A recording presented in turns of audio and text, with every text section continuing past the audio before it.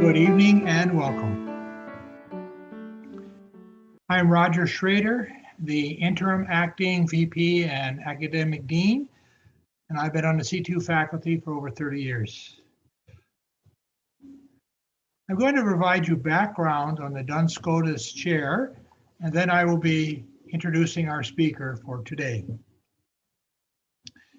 The Duns Scotus Chair of Spirituality was established at Catholic Theological Union in 1997 through a gracious financial endowment from the St. John the Baptist Province of Franciscan Friars, a corporate member of CTU. The inaugural holder of the chair was Father Zachary Hayes from 1997 to 2005. A longtime faculty member at CTU and a prominent Bonaventure scholar. The second holder of the chair was Sister Diane Brigant, Congregation of St. Agnes, from 2006 to 2009. She oversaw the expansion of the CTU library collection with key Franciscan issues of ecology, the environment, and integrity of creation. And she is now Professor Emerita of Old Testament at CTU. The third holder of the chair was Father Edward Foley, OFM Capuchin, who was appointed to the chair in 2009. And he held that position until his retirement in 2020. During his tenure as the chair, Professor Foley developed a number of programs to promote Franciscan studies, and he inaugurated the Duns Scotus lecture series. The fourth and current holder of the Duns Scotus Chair of Spirituality is Father Daniel Horan, OFM, who was appointed to the position in May of 2020. Whereas it has become customary for the holder of the Duns Scotus Chair to offer an inaugural lecture or presentation near the start of the academic year in which he had been appointed, the COVID-19 pandemic necessitated a number of logistical accommodations. We know what that's like. As a result, this year's Duns Scotus lecture will serve a dual function, providing both an opportunity for Professor Horan to publicly assume the chair and also to present the 2021 public lecture. Let me now introduce Daniel Horan, OFM, PhD. As I said, he is the fourth holder of the Duns Scotus Chair of Spirituality at Catholic Theological Union in Chicago, where he teaches systematic theology and spirituality.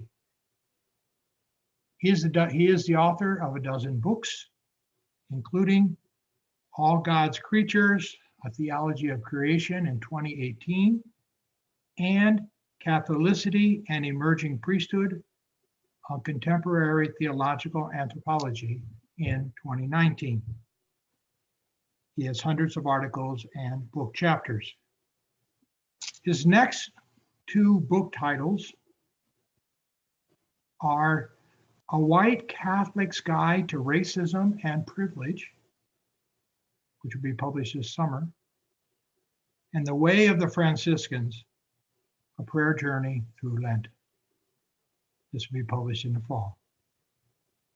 He has lectured across the United States and abroad, including Canada, Europe, New Zealand, and Australia, and is a widely sought after retreat director. Additionally, he is a columnist for the National Catholic Reporter and the co-host of the Francis Effect podcast. On a personal basis, Dan is a wonderful colleague.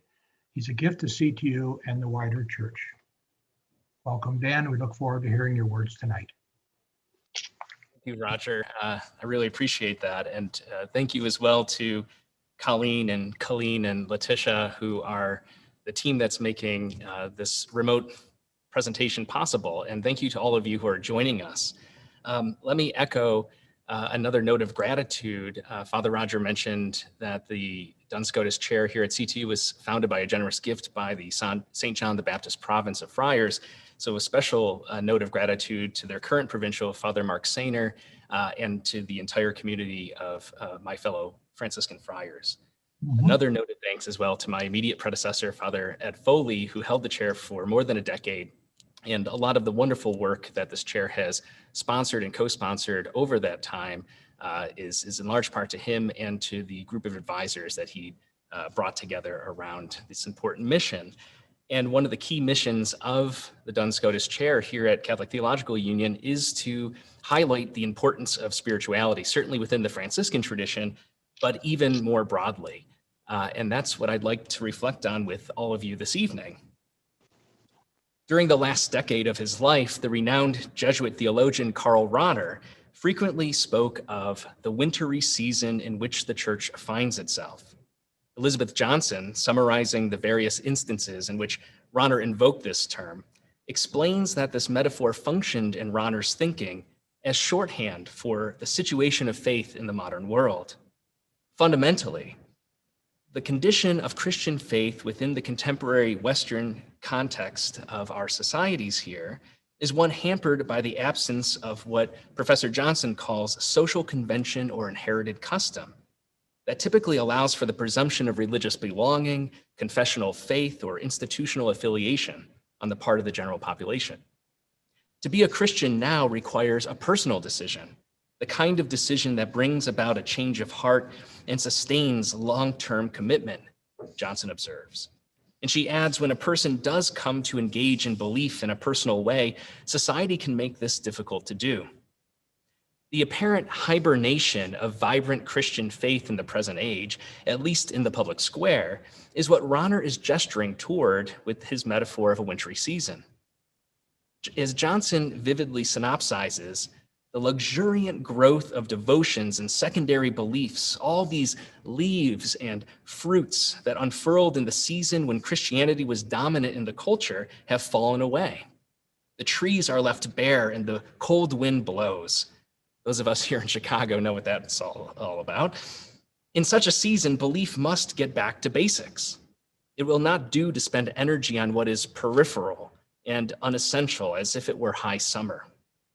Johnson continues, she says, to survive, people of faith need to return to the center, to the inmost core that alone can nourish and warm the heart in winter. In this situation, there is only one big issue, and that is the question of God. Since Rahner's death in 1984, the spiritual landscape he once described as wintry has perhaps only grown more frigid and the foliage more barren. The various factors Rahner once saw as combining to form the condition of the possibility for such a wintry season, things like rising atheism, scientific positivism, globalization, capitalism, secularism, religious pluralism, and the like, these have only increased in their presence and force. The allure and problematic of this wintry context has been the subject of study and hypothesizing by numerous scholars, including perhaps most notably the philosopher Charles Taylor in his magnum opus, A Secular Age. Now, however one assesses the modern situation, whether in terms of secularity or modernity, or even liquidity, as the sociologist Zygmunt Bauman has proposed, the fact remains the same. There is neither pressure nor expectation that anyone, especially within contemporary Euro-American contexts, broadly speaking, necessarily embrace Christianity as a belief system or cultural matrix for meaning-making. And yet, as pessimistic as this seasonal descriptor may sound to some, Rahner actually understood it to be an affirmation of hope. He recognized that the appearance of a cold, dead terrain was merely a superficial illusion, for beneath the snowy surfaces and leafless trees and frozen lands, there nevertheless exists the presence of life and the core potency for renewal that is at the heart of authentic faith. The old ways of doing things are no longer sufficient, and a return to some erstwhile golden age of Christianity is not tenable. In something of a counterintuitive manner, the modern social and cultural pressures that result in our wintry season of faith actually offer us, I believe, an opportunity for substantive renewal. This revitalization is needed because women and men continue to long for meaningful ways to make sense of the world.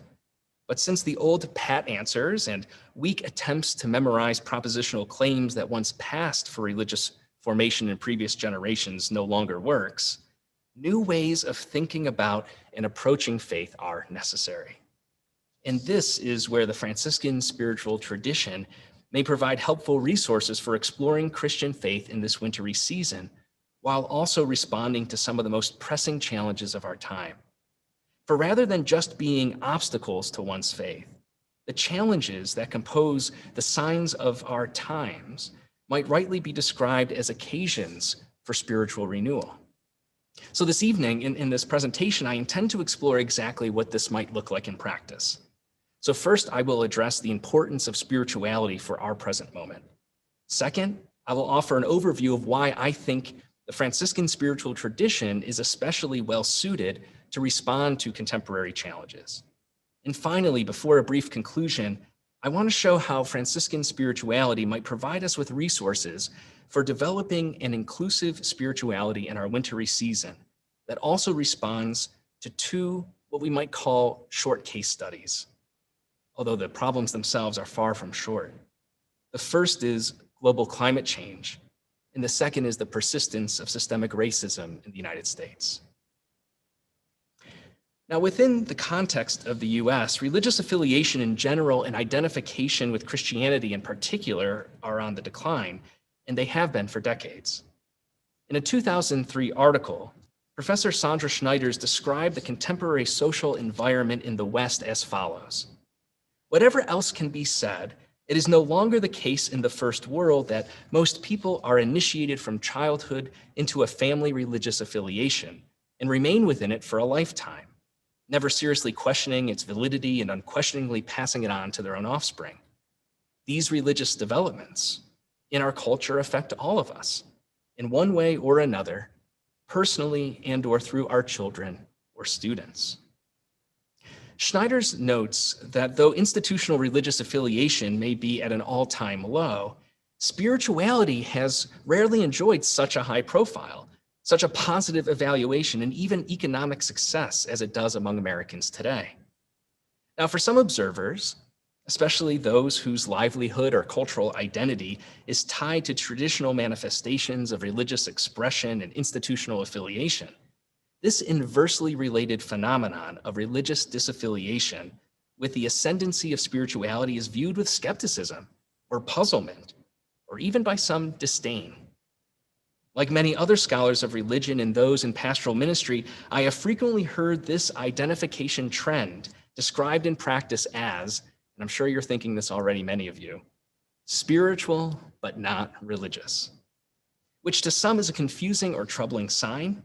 But I have to suggest, I believe, that it appears perhaps as a hopeful opportunity in the spirit of Rahner's wintry season. Empty churches and other houses of worship, barren sanctuaries, and declining enrollment in seminary education and formation may appear to portend a harsh winter of faith, or as is perhaps the case, it merely depicts outward appearances that do not reflect what is going on beneath the visible surface. Indeed, the facts are clear about effective religiosity and institutional affiliation. But the presumption that those are adequate markers of a robust life of faith or the depth of one's spiritual maturity is wrong-headed. Like Schneiders, I do not believe religion and spirituality are antithetical or absolutely distinct realities. Instead, I agree with her assessment that we can understand, and she says, religion and spirituality as two dimensions of a single enterprise, which, like body and spirit, are often in tension, but are essential to each other and constitute together a single reality. She adds that we ought to see the two as partners in the search for God. In this wintry season of faith, there is an urgent need for renewed attention to spirituality in its own right. Just because social, cultural, and even ecclesial contexts have made traditional religious affiliation difficult or even untenable for some individuals and communities, does not mean that God has withdrawn from the world or from the lives of those religiously unaffiliated people. On the contrary, God continually draws near and is present to all people by virtue of their having been created capax Dei, that is, with the capacity for relationship with God. As such, even those who explicitly reject the formal claims of religious traditions at the cognitive level are nevertheless touched at a pre-conscious level by the divine presence, the holy other, the absolute mystery, which we Christians refer to as the God of Jesus Christ. This experience of mystery, which might rightly be described as the occasional recognition that we human persons are more than the sum of our parts, can break through the quotidian banality of life in both understandable and unpredictable ways. As the Dutch theologian Kees Vajman explains in his magisterial study on the nature of spirituality, in our daily life as a rule, spirituality is latently present as a quiet force in the background, an inspiration and an orientation. Sometimes, however, it forces its way into our consciousness as an inescapable presence, a presence which demands shaping and thorough reflection. When classical approaches to religion no longer suffice, no longer appear vibrant or attractive in the frigid cultural, social, or ecclesial climate of the present age, where are people to turn for this thorough reflection? Those who may be skeptical of religion as capable of providing adequate answers for contemporary meaning-making may nevertheless be open to what Schneider's called religion's partner in the search for God, namely spirituality. Thus, we begin to see the urgency and the importance of the discipline and practice of spirituality.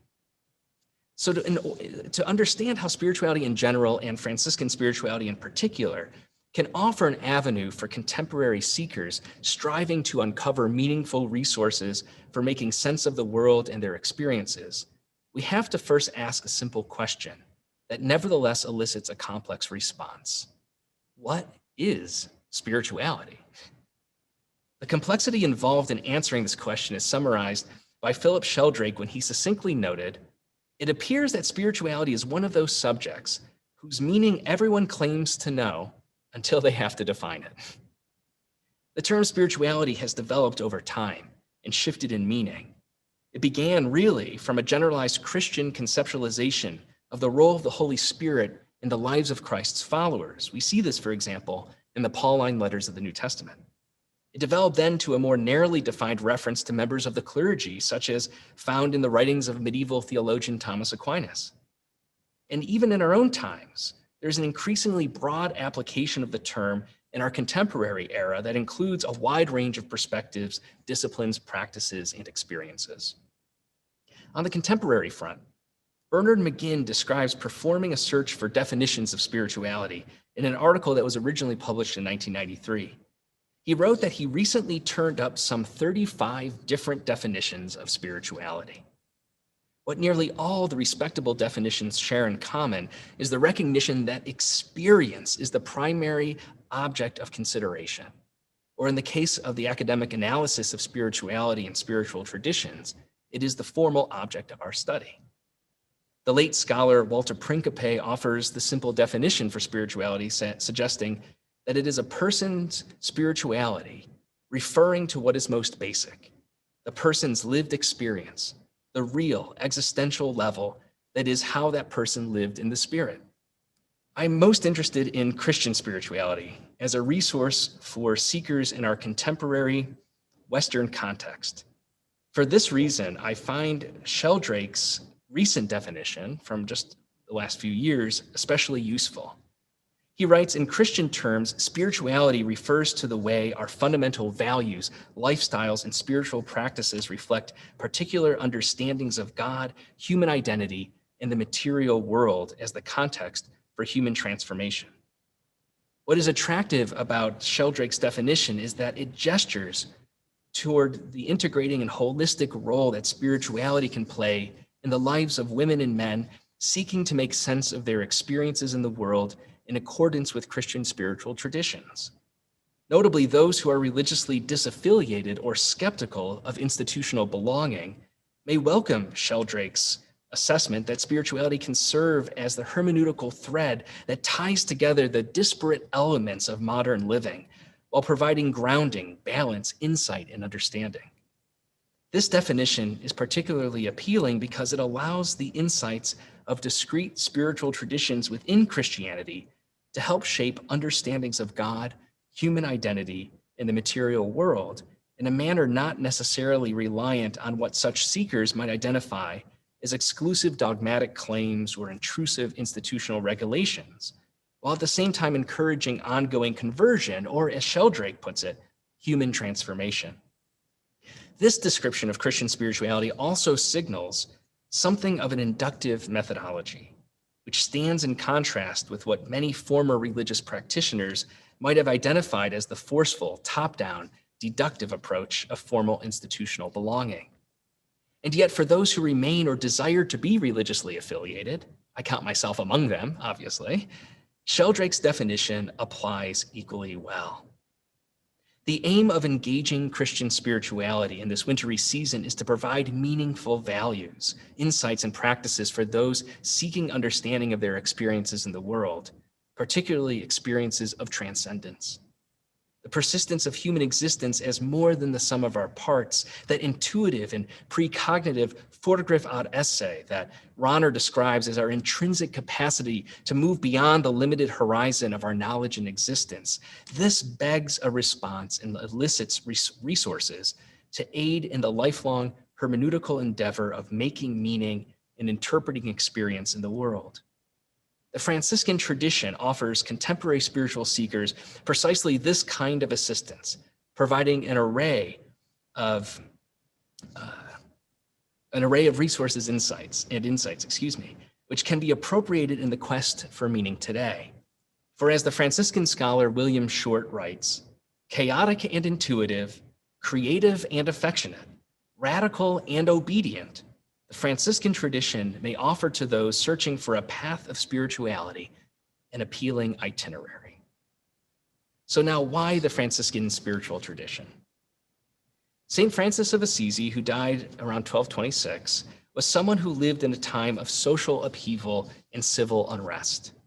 The early 13th century was a tumultuous moment in European history, and he was well aware of the shifting social, cultural, and ecclesial dynamics of his time, which shaped his own spiritual journey and shaped his own interpretation of the gospel. Describing these broad social shifts, especially in the centuries and decades immediately preceding the birth of the Franciscan movement, the Italian historian Giacomo Todeschini writes, from the year 1000 to 1200, Western Europe grew in many ways. The inhabitants of cities and the countryside multiplied. More land was cultivated. The income of landowners grew and the amount of goods in circulation increased.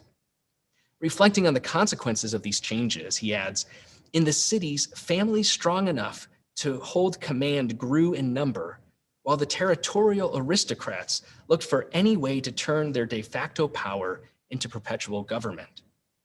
Struggles for power, small and large, became a daily practice.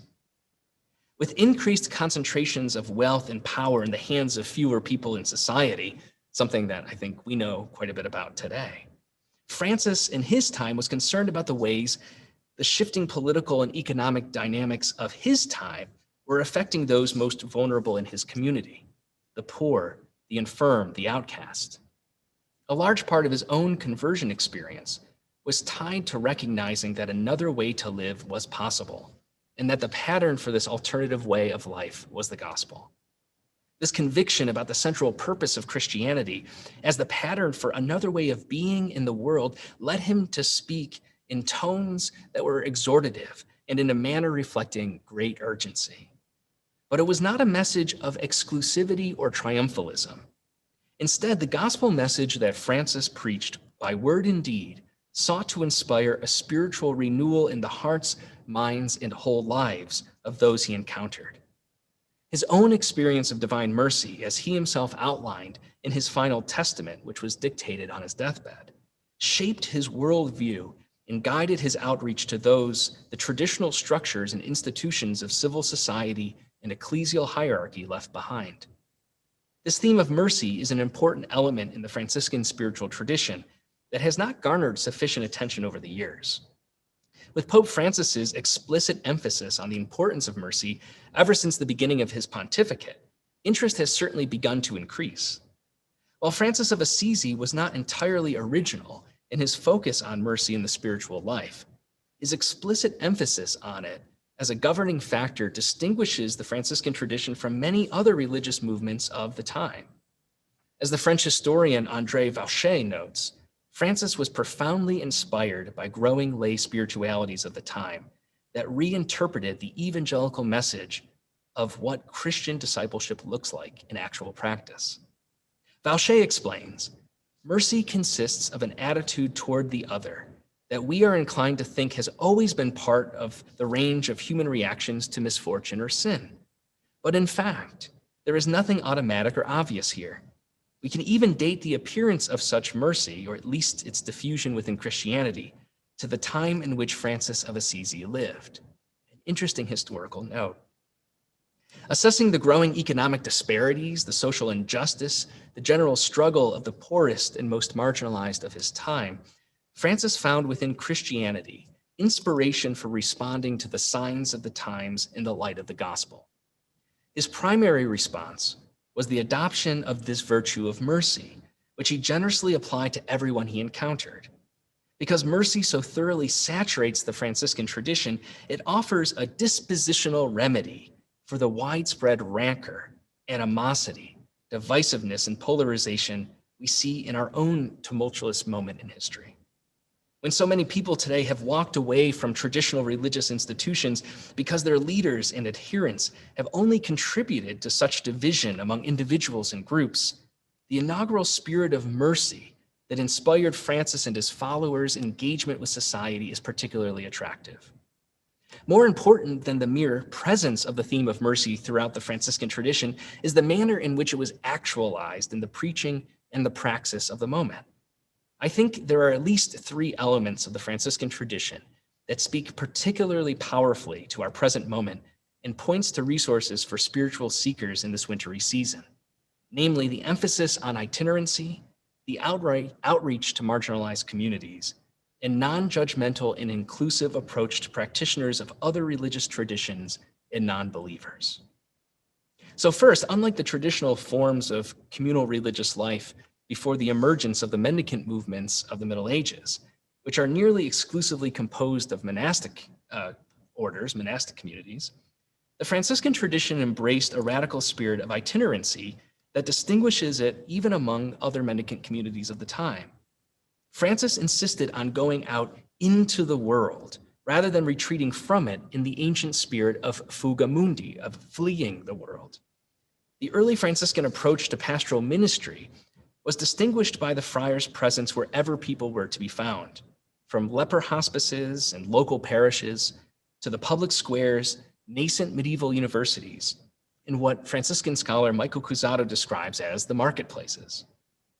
Nowhere is this drive to be with people and to meet them literally wherever they may happen to be is more clearly expressed than it is in an early Franciscan text titled The Sacred Exchange Between St. Francis and Lady Poverty. Dated to around the year 1230, so just a few years after Francis of Assisi's death, this treatise offers a spiritualized recounting of the central impetuses of the nascent Franciscan movement.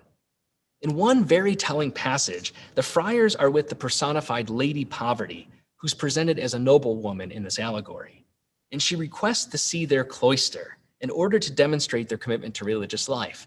She wants to know, where are you based? If you're a religious community, show us your religious cloister. The sacred exchange reads as follows. After enjoying a very quiet and healthy sleep, she quickly arose and asked to be shown the enclosure. Taking her to a certain hill, they, the friars, showed her all the world they could see, and they said to her, "This lady is our enclosure."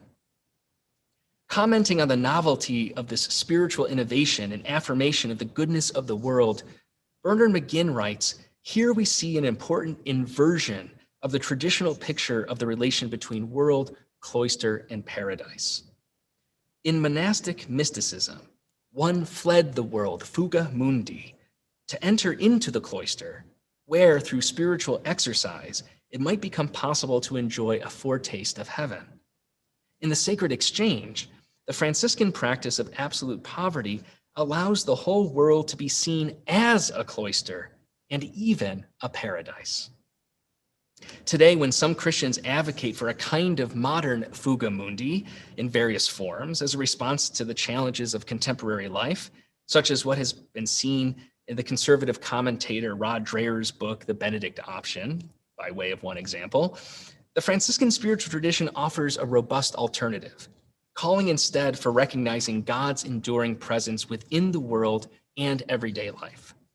Whereas many leaders of religious institutions likewise offer oppositional frameworks, which appear to contemporary spiritual seekers to be antiquated at best and perhaps even harmful, the Franciscan spiritual tradition prioritizes relationship and engagement rather than individualism disguised as piety and escapism presented as authentic devotion. Second, building on the central theme of mercy in the Franciscan tradition, the early Franciscan movement prioritized outreach to and solidarity with the most marginalized and disregarded populations of the time. Famously, Francis attributes his ongoing experience of conversion in part to encountering lepers outside the walls of Assisi. In his testament, he recounts how in showing mercy to lepers, he was changed in his view of them from a sense of bitterness and disgust to a sense of, as he puts it, sweetness of soul and body upon encountering them. His commitment to a life of evangelical poverty, which is characterized in the Franciscan tradition as sine proprio in Latin, meaning without anything of one's own, led to his refusal to appropriate, to own property, belongings, but not just material things. He also refused to possess non-material prejudices and views he might otherwise harbor that would stand in the way of his being able to enter into relationship with another person. The power of this spiritual dimension of the Franciscan tradition is often lost on those who focus solely on material possessions or view Franciscan poverty as a kind of romantic or idiosyncratic embrace of abject destitution. Instead, Francis and his followers embraced the spirit of poverty modeled by Jesus of Nazareth in the Gospels, who portrays the lack of appropriation regarding material and non-material possessions alike as a means toward a greater end and not an end in itself. That greater end is relationship. Just as God emptied God's self to become one of us in the incarnation, so too, Francis understood, are we called to surrender those belongings or sources of power and domination that would impede our ability to see one another without prejudice or judgment. Our world today, and I don't need to tell you all this, you know this, is saturated with messages of division and partisanship, acrimony, and distrust. The rise of instant communications technology, 24-hour news cycles, and a panoply of social media networks has only amplified dehumanizing stereotypes and encouraged rancorous interactions at a comfortable distance from the realities and complexities of people's actual lives. The primacy of relationship and mercy in the Franciscan tradition ought to encourage another way of being in the world, one that reserves judgment about others or ideally rejects appropriating such judgments altogether in order to meet people where they actually are, seek to understand their experience, and share in the common journey of human meaning-making. Too often religiously affiliated people, including and especially leaders in those communities, choose the route of exclusion and division rather than inclusion and solidarity. And for this reason, the Franciscan spiritual tradition may be particularly attractive for those questing on a journey for meaning in this wintry season of our time. Finally, my third observation is this prioritization of mercy and relationship is also made manifest in the well-known and powerful encounter between Francis of Assisi and Sultan Malak Akamil in Damietta, Egypt, in the spring of 1219. Francis's mission was one of peaceful engagement between two brothers who came from very different social, cultural, and religious contexts. Yet they were able to share a fraternal bond that transcended the enmity that defined the relationship between European Christian and Middle Eastern Muslim worlds at the height of the Fifth Crusade. In addition to Francis's spiritual vision impelling him personally to overcome his socialized skepticism or outright rejection of non-Christians in general, and Muslims in particular, the exchange with Al-Kamil was so significant that it shaped Francis's own prayer life, as well as his own instructions for how his followers, the Franciscan friars, were to go about living in the world. On this latter point, Francis actually dedicates a whole chapter in his earlier rule, that working instruction for his followers on how to be a Franciscan, how to live the gospel. He dedicates a chapter on the manner in which they were to go, as the chapter title puts it, among the Saracens and other non-believers. Striking is the first instruction to the friars, who would take up the mission of living among non-Christians. Francis instructs that they are not to engage in arguments or disputes, but to be subject to every human creature for God's sake and to acknowledge that they are Christians. Holding fast to their own Christian identity and practices, the Franciscans are nevertheless instructed not to proselytize or harass those of other religious traditions, something that was not only expected, but also certainly encouraged within the context of an ongoing violent crusade. The second guidance was how the friars were to engage in interreligious dialogue should their non-Christian neighbors be interested in such a discussion, and only after having lived among and become trusted members of the community first. The Canadian Franciscan scholar Laurent Galland explains that despite centuries of misinterpretation or perhaps even deliberate obfuscation of the passage that I just cited, Francis's original intention was not so much about conversion of non-Christians to Christianity, as it was about seeking points of convergence and similarity between two or more religious traditions, and then peacefully and respectfully sharing how each side understood its own particular interpretations of God and doctrine. It was about interreligious friendship, learning, sharing, and peacemaking.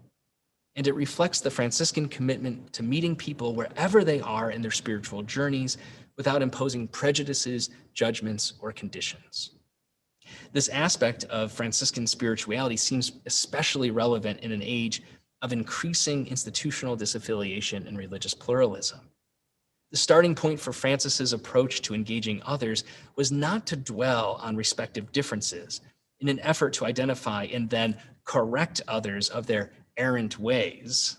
I think that's a mode that's very common in our own time among those who identify as religious.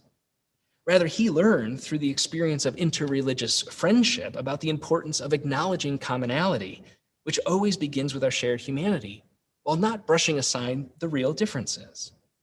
All people, regardless of their religious affiliation or cultural context, experience the transcendent in their own way, beginning with the presupposition that God draws near to all women and men, irrespective of their confessional belief system, establishes an environment of hospitality and encourages generosity, which is especially welcome in this wintry season. These three features set the tone for not only the engagement with others in the world, but it also provides grounding for understanding one's own experience of the transcendent. The Franciscan spiritual tradition is inherently outward-facing rather than protectively entrenched. It is concerned as much with the experiences ad extra as it is with critical interiority. And it does not shy away from the messy, complex, and controversial aspects of society and church. Thus, I believe the Franciscan tradition is uniquely situated to provide spiritual wisdom to those seeking meaning in our complex world today. I opened my remarks with a claim that some of the most pressing challenges of our time could potentially provide occasions for spiritual renewal as much as they appeared to be obstacles to faith. There is indeed an ironical element to this dynamic, since many people today signal the inadequate response from traditional religious institutions to what is widely seen as the most urgent matters of the day. And yet I believe that the Franciscan spiritual tradition offers constructive and inspiring resources that can contribute to providing grounding, inspiration, and depth of meaning in confronting many of the crises besetting our world and communities. In this last section of my presentation this evening, I intend only to provide something of an overview, an introductory sampling of the potential contained within this broad Franciscan tradition. I selected two signs of the times to engage here, and they are, as I mentioned earlier, global climate change and the persistence of systemic racism in the context of the US. First, climate change. Many people, including scientific experts and intergovernmental organizations such as the United Nations, have rightly argued that global climate change poses one of the most, or really the most, existential threat to human and non-human creation alike in our time.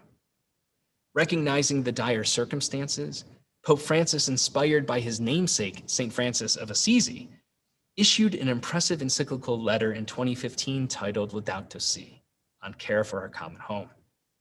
The encyclical directly addresses the climate crisis and humanity's direct responsibility in exacerbating the problem. While numerous societies around the globe have taken seriously the critical challenges facing the planet, it's a higher percentage, these young adults who recognize the great deal of harm that's going to be caused by climate change. It's a higher percentage than those of previous generations, including those 30 and older. There's a clear disconnection within the US between the younger generations and their older predecessors on the urgency and moral valence of addressing global climate change, a divide that widens the greater the disparity in age is considered. This is clearly an issue of great importance for the same demographic group that has historically high disaffiliation rates, or was reared with no religious affiliation at all. You may be familiar with the survey term, the nones, N-O-N-E-S. While Laudato Si offers a sweeping theological and spiritual vision for how Catholic social teaching can rightly respond to the ecological signs of our times, its emphasis on stewardship and persistent anthropocentric framework may not adequately respond to the challenges that contemporary spiritual seekers concerned about the immediate need for change desire. For this reason, I'm fond of describing the encyclical as a liminal text, as a bridge between the stewardship model of creation that's very popular today among religious and non-religious people alike, as well as a bridge to the kinship model of creation, which is more present and represented in the Franciscan tradition. There are several key Franciscan spiritual insights in the spirit of inclusivity and dialogue that I believe might offer resources for seekers of all backgrounds in their quest for meaning in the face of global climate change. First is the spiritual vision of Francis of Assisi's Canticle of the Creatures, which is perhaps the saint's best known text. Despite caricatures and that reflect mistaken interpretations of the canticle as some naive or romantic work of fiction, scholars have noted how it in fact reveals a profound sense of the natural world's interconnectedness, interdependence, and interrelatedness. This integral vision of the cosmos includes all creatures, human and non-human alike, and reflects Francis's recognition of non-human creaturely agency and capacity for divine relationship. This sense of ecological spirituality invites both believers and non-believers to consider their shared origins and inextricable relationship with all else in the natural world, thereby decentering the human person as the sole focal point of creation and resituating our species within a robust sense of our evolutionary universe. Furthermore, this foundational Franciscan vision of creation echoes the profound spiritual wisdom of numerous indigenous traditions around the globe, which I think further invites dialogue and collaboration. Next, the ecological virtue of pietas, the Latin root of the word piety, as presented by the medieval Franciscan theologian St. Bonaventure, offers an underappreciated spiritual framework for thinking about non-anthropocentric ways of being in the world. In addition to broadening Francis's intuitive ecological mysticism through his scholastic theological reflection, Bonaventure proposes the ancient civic virtue of pietas as a constructive framework for considering our duty to care for non-human creation. Basically, unlike our popular usage of piety to refer to those who are observably reverent or devotional in a particular religious tradition, Bonaventure draws from the ancient meaning of pietas, understood primarily in filial terms, relating to the care of one's parents primarily in ancient Rome, and then secondarily to other family members, to the dead, and to deities. Bonaventure plays on the traditional understanding of piety as one of the 7 gifts of the Holy Spirit and he reinterprets it through the exemplarity of Francis's creation spirituality to make a case that we ought to care for non-human creatures, not because we are called to be stewards of things that we would prefer to use and should have in better reserve, but because we are intrinsically related to the rest of creation as part of one cosmic family. Acknowledging a fraternal and sororal bond that is inextricably present among all creatures by virtue of creation's single origin in God, right? There are only two categories in existence, God and not God, and we are part of that not God. Bonaventure recognizes this, and he emphasizes pietas as a call to care for creation stemming not from an external obligation or responsibility, but from an internal or even intrinsic familial duty, as one would care for a family member. I think a third distinctive insight from the Franciscan spiritual tradition to assist in contemporary meaning making in the age of ecological crisis is a relatively unknown concept called usus pauper in Latin, which is translated as restricted use or literally poor use in English.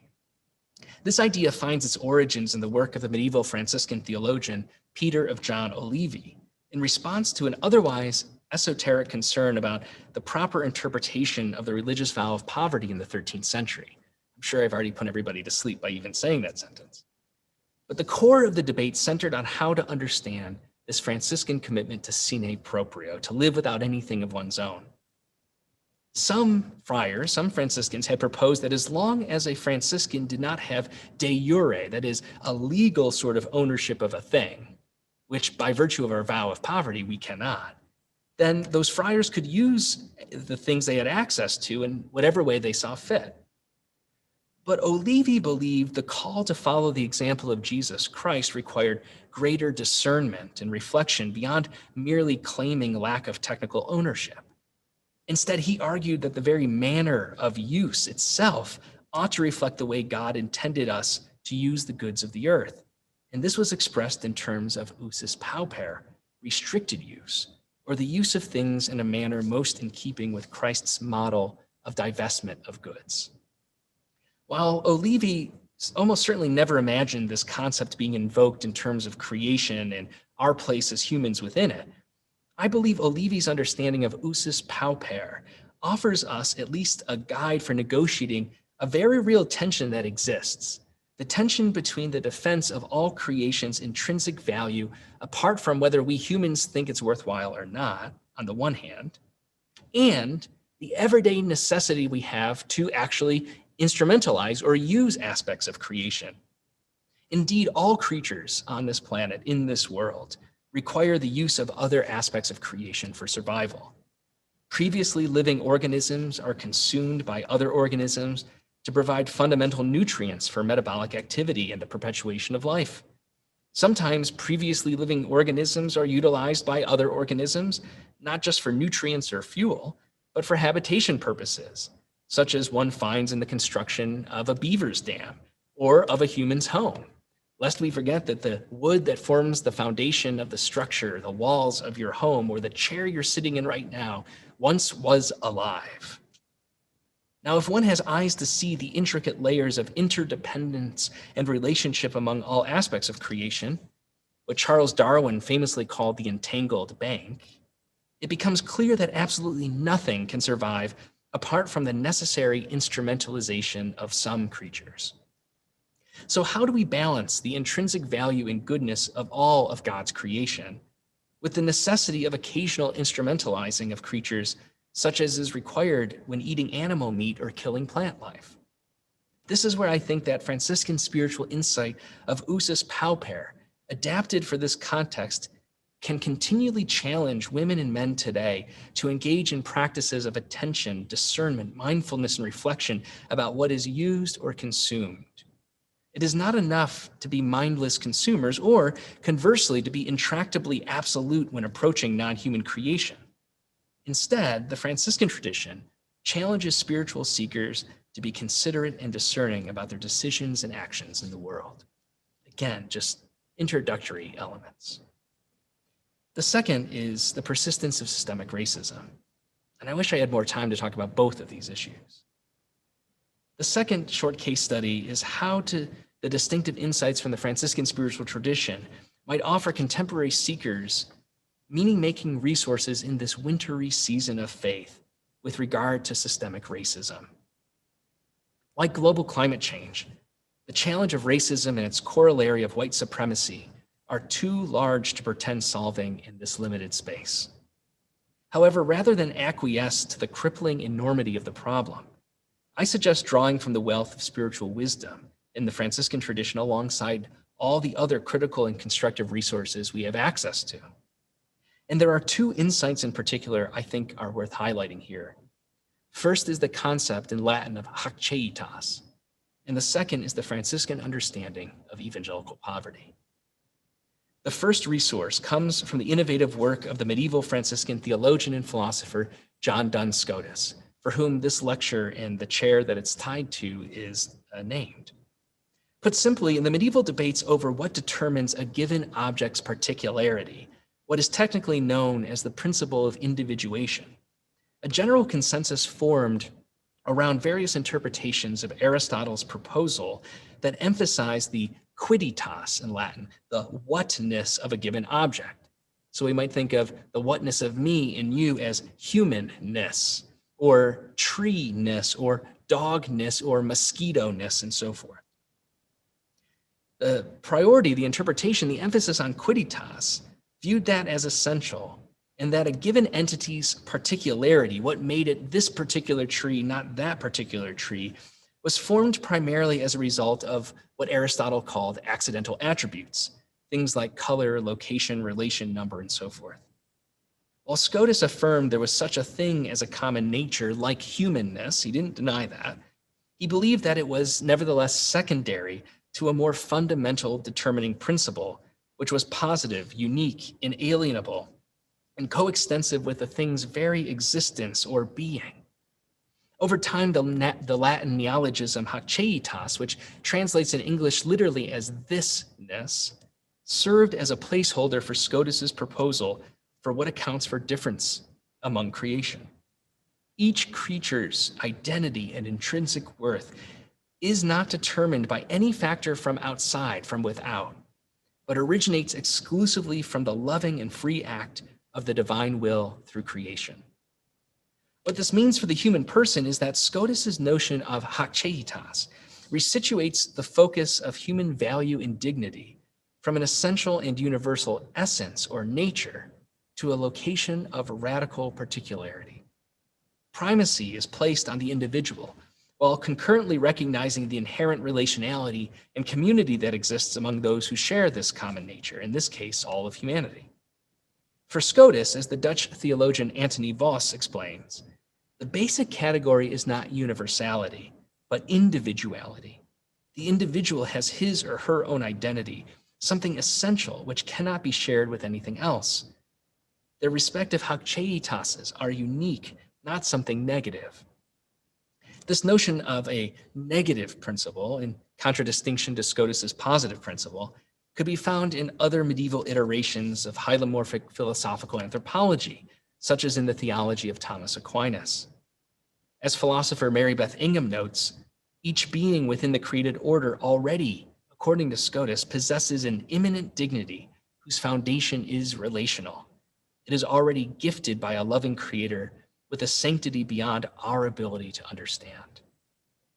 Why this is so significant for addressing questions of racial injustice has to do with the fact that Scotus's vision of inherent dignity and value, where someone's ultimate identity and grounding for diverse individuality lies, is not dependent on the ability or a presumed lack thereof of a particular person to exhibit a certain, quote, universal human nature, as determined by those in positions of dominance, control, or power.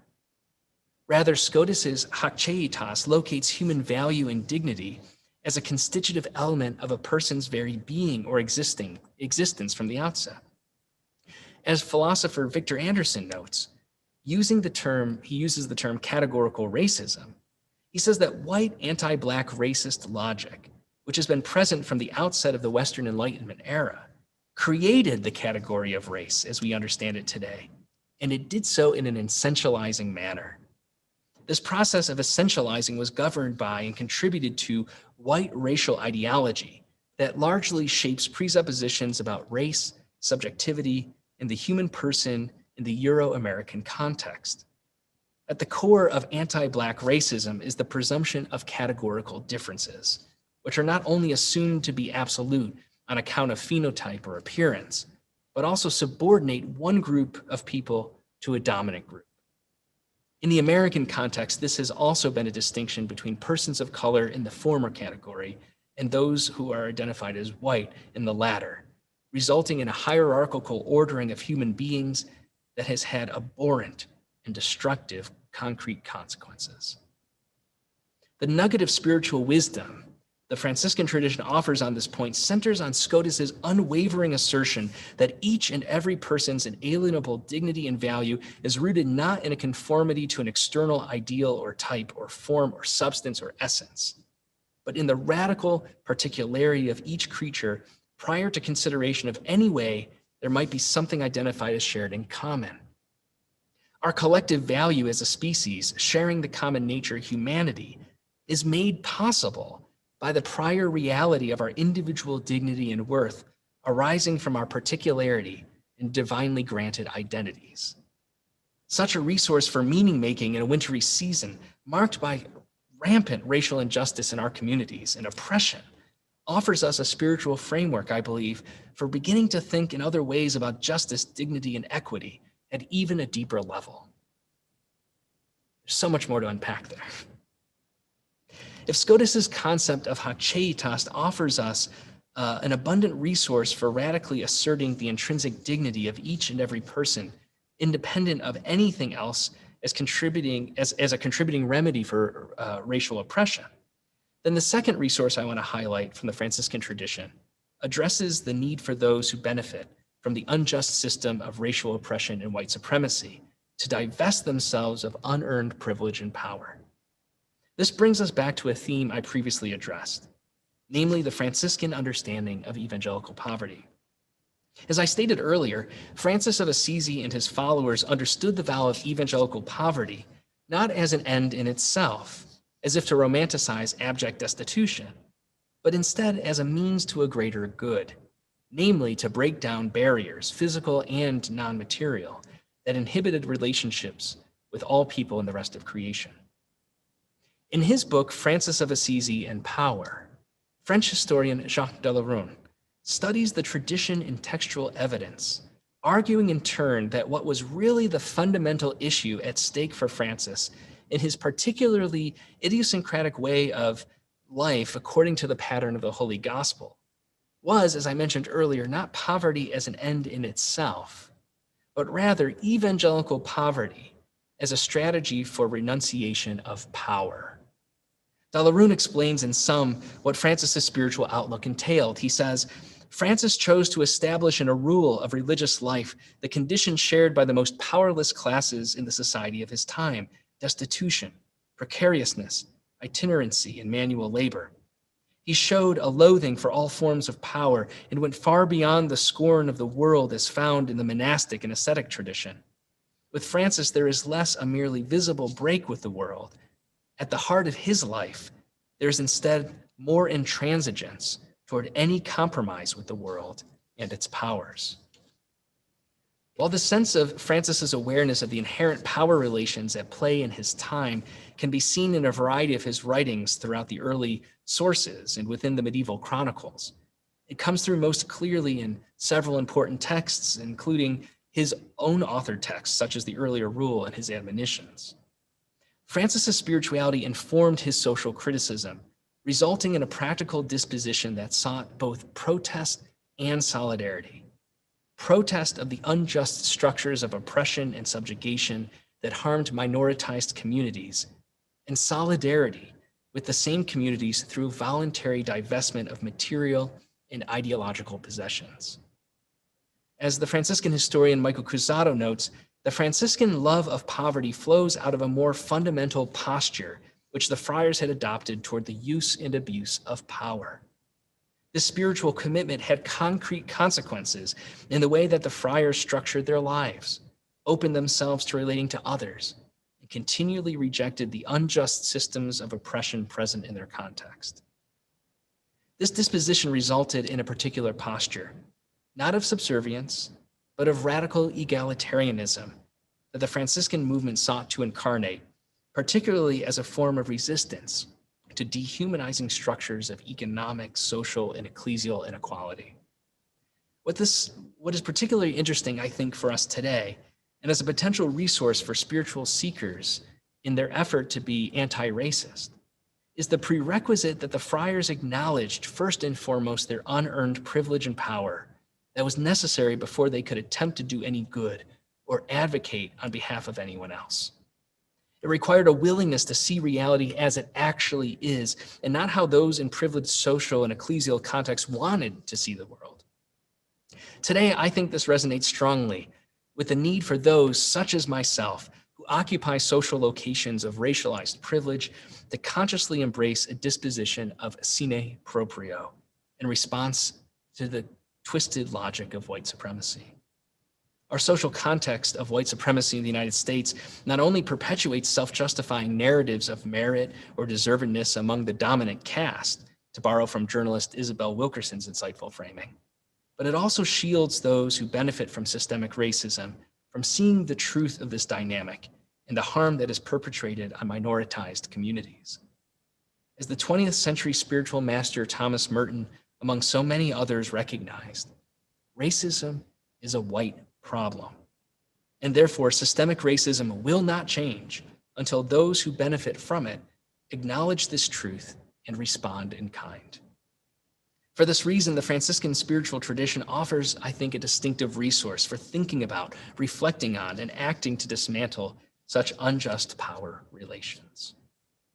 So in closing, in a time when we are facing such social and ecclesial tumult, when scores of women and men, especially members of younger generations, view religious institutions and formal organizational leaders with understandable skepticism or distrust, the need for constructive spiritual resources is still as great as ever. As the Australian scholar David Tacey notes, the contemporary individual may have to distance him or herself from tradition to emphasize the personal experience of the sacred. Nevertheless, I hope to have shown in this presentation that the Franciscan tradition is uniquely situated to respond to this need among contemporary spiritual seekers at this particular time in our history. Far from the inauthentic or fleeting stereotype many hold of the study or practice of spirituality independent of traditional religious institutions, spirituality continues to be a source for robust meaning-making. I've sought to demonstrate with these two brief case studies, global climate change and systemic racism, not as exhaustive of the Franciscan tradition's potential, but as illustrative of its depth and relevance. Perhaps those who understandably struggle to see warmth and vitality in this wintry season, who struggle to see life and abundance of faith, may detect new life in unexpected places with the recovery and critical appropriation of spirituality today. So I thank you all for your attention.